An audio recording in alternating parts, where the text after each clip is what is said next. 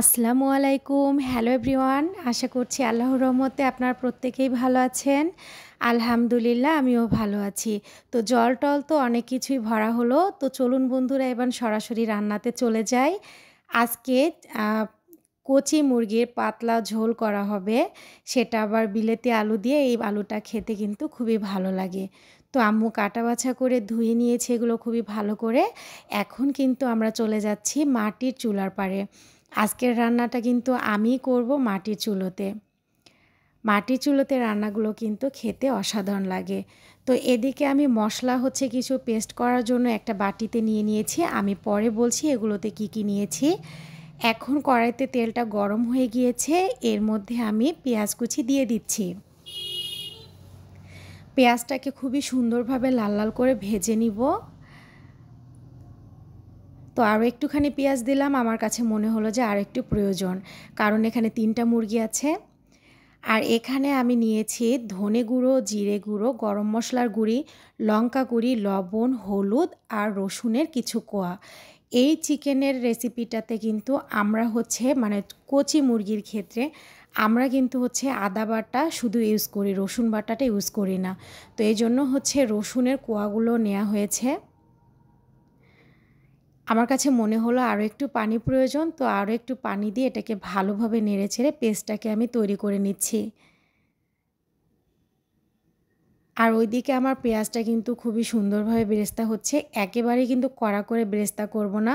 সেই ক্ষেত্রে কিন্তু চিকেনের আবার টেস্টটা আলাদা হয়ে যাবে। তো এই যে দেখুন মোটামুটি 80% এর মতো কিন্তু পেঁয়াজটা বেরেস্তা হয়ে গিয়েছে। এখন আমি এর মধ্যে আদা বাটাটা দিয়ে দিলাম। আর আমি শুরুতেই তো বলেছি এখানে কিন্তু এই রেসিপিটাতে আমরা কিন্তু রসুন বাটা ইউজ করি না। রসুনের কোয়াগুলো দিয়ে থাকি। এটাকে দিয়ে ভালোভাবে আমি নেড়েচেড়ে নিচ্ছি, যাতে এটা থেকে আর কি এর কাঁচা গন্ধটা দূর হয়ে যায়।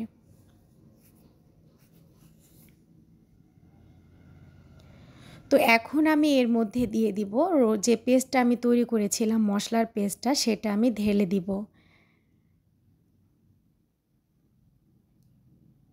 তো এটা আমি ঢেলে দেওয়ার পর ভালোভাবে এটাকে নেড়ে চেড়ে নিব। এটাতে যেহেতু অলরেডি পানি দিয়ে পেস্ট করা আছে, তাই আর পানি এখন দিব না। মশলাটাকে ভালোভাবে কষিয়ে নিব।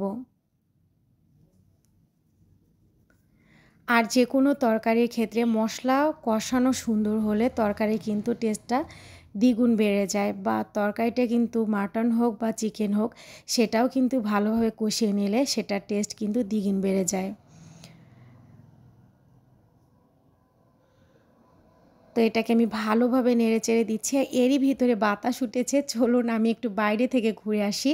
এই হাওয়াটা আমি গায়ে লাগিয়ে নিচ্ছি। এত ভালো লাগছে যে বাইরে এত সুন্দর দৃশ্য। তো আবারও আমি দৌড় দিয়ে বাড়ির ভিতর ঢুকে গেলাম যে আমার মশলাটা না জানি পুড়ে যায়।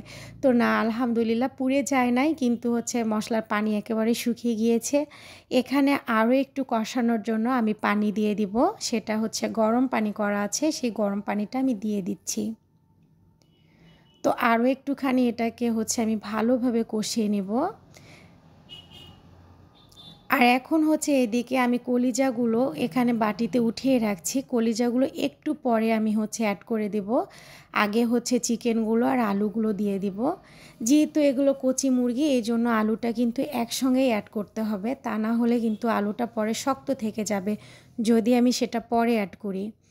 তো আমি মশলাটাকে নেড়েচেড়ে নিলাম। এখন চিকেনগুলোকে আমি উঠিয়ে দিব আস্তে আস্তে। তো চিকেনগুলোকে এভাবে আমি দিয়ে দিচ্ছি। আর বন্ধুরা, আমার এই ভিডিওটা যদি একটু আপনাদের দেখতে অসুবিধা হয় যে নড়াচড়া কাঁপাকাঁপি হচ্ছে, আন্তরিকভাবে দুঃখিত। আমি কিন্তু এক হাত দিয়ে ক্যামেরা ধরে আছি আর অন্য হাত দিয়ে রান্না করছি। এদিকে আমার খড়ি শেষ হয়ে গিয়েছে। খালা আমাদের ওয়াশরুমের একদম ছাদের মধ্যে খড়ি নেড়ে দিয়েছে, সেগুলো আমাকে পেড়ে দিবে। তো এই খড়িগুলো কিন্তু খুব সুন্দরভাবে জ্বলে। এগুলো সজনি গাছের ডাল, এগুলো কিন্তু খুব সুন্দরভাবে জ্বলে। তো খালা এগুলো আমাকে পেড়ে এগুলো চুলোতে দিয়ে দিল। খালা আমার অনেক কাজে হেল্প করে। আমি কিন্তু মাটির চুলোতে জাল দিতে পারি না। এটা একটা বলতে পারেন আমার অক্ষমতা বা কাজের কমতি, আমি সেটা পারি না করতে। অবশ্য যে কোনো কাজ আমি না পারলে সেটা স্বীকার করে নেই কিন্তু খুব সহজেই।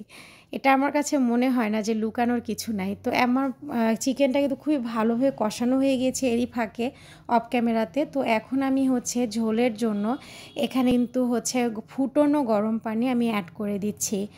আর আপনারা তো জানেনই আমি হচ্ছে তরকারিতে গরম পানি আমি অ্যাড করেই থাকি। তো গরম পানি অ্যাড করলে কিন্তু আসলে তরকারির স্বাদটা কিন্তু একটু অন্যরকম লাগে, সেটা কিন্তু খেতে ভালো লাগে। তো যেহেতু এই চিকেনটা পাতলা ঝোল হবে তো আরও একটুখানি পানি আমি দিয়ে দিলাম। আর এর মধ্যে আমি লবণটা চেক করে নিব আর ঢাকনা দিয়ে ঢেকে দিচ্ছি 15 মিনিটের জন্য। তো আলহামদুলিল্লাহ 15 মিনিটের বেশি হয়ে গিয়েছে একটু, এর মধ্যে আমাদের চিকেনটা হয়ে গিয়েছে। এখন উপর থেকে ভাজা জিরের গুঁড়ি আমি হচ্ছে ছড়িয়ে দিচ্ছি। এটা কিন্তু অবশ্যই আমি করে থাকি চিকেনের ক্ষেত্রে, মাটনের ক্ষেত্রে উপর থেকে মশলাটা দিলে কিন্তু সেই তরকারিটা হচ্ছে সুঘ্রাণ হয় বেশি। তো বন্ধুরা, আমি আশা করছি আজকের এই চিকেনের পাতলা ঝোলের রেসিপিটা আপনাদের কাছে পছন্দ হয়েছে। যদি পছন্দ হয়ে থাকে অবশ্যই বন্ধুরা ট্রাই করতে ভুলবেন না। তো আজকের ভিডিওটা আমি এখানেই শেষ করতে যাচ্ছি। সবাই ভালো থাকবেন এবং সুস্থ থাকবেন এবং সবাইকে অনেক অনেক ভালোবাসা জানিয়ে আমি এখানে বিদায় নিচ্ছি। আর এদিকে দেখুন বন্ধুরা, আমার মেয়ে কত সুন্দর করে খেলনা বানিয়ে রোদ্দুরে সাজিয়ে দিয়েছে এগুলো শুকানোর জন্য। এগুলো দেখে তো আমার ছোটোবেলার কথা বড্ড মনে পড়ে যায়। আপনাদেরও কি মনে পড়ে যায় বাচ্চাদের এরকম খেলা দেখলে? পুরানো সে দিনের কথা ভুলবি কি রে, হায় সে চোখের দেখা প্রাণীর কথা সে কি ভোলা যায়।